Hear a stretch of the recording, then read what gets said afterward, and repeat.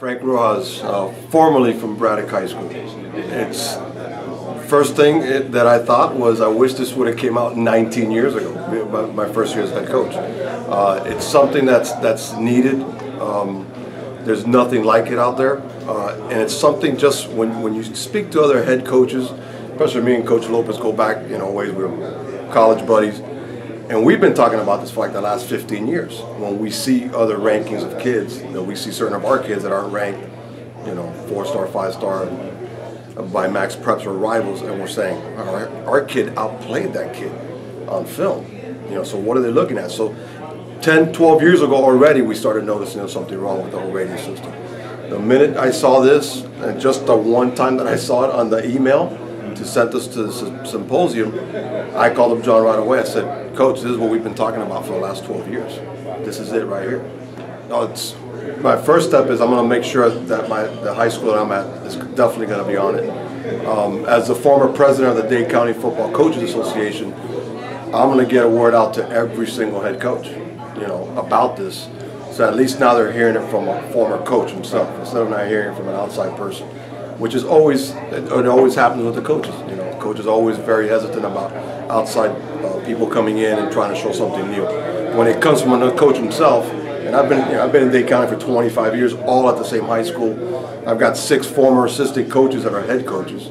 So I think I've got a real good in with a lot of the coaches in Dade County. I'll tell you, it's the numbers will go up because now, in the past when we've hosted a recruiting fair, we've been in charge of putting it all together and stuff like that, and just a lot of times trying to get just grades from certain coaches on their kids and stuff like that is always very difficult. But the college coaches at the smaller divisions were getting turned off because when they would show up, 50% of the kids didn't even qualify. Right. So now you got a college program knowing that the S.T.E.A.L.T.H ranking is there, and they've got a shot at kids that are going to be eligible for those programs.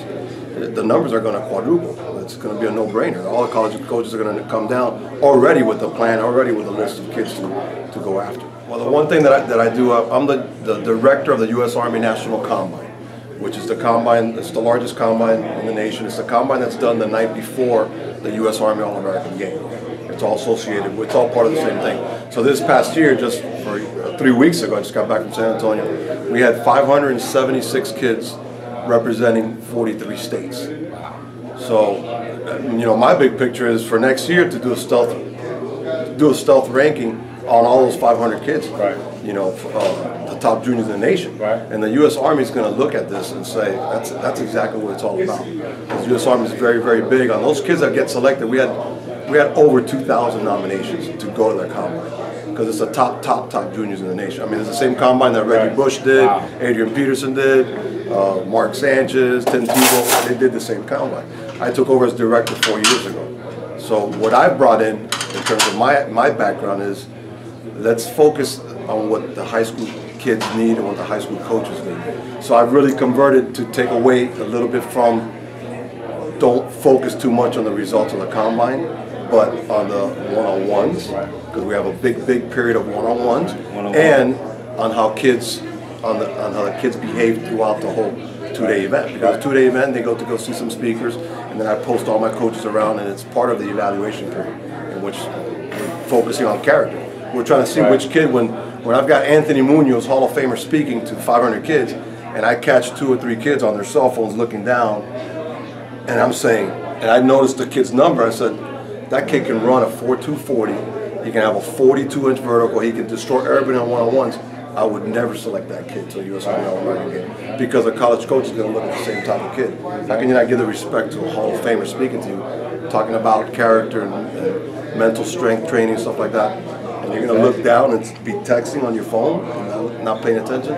So that's what it's all about. And I can see it's time to wake up, take it from a 25-year veteran.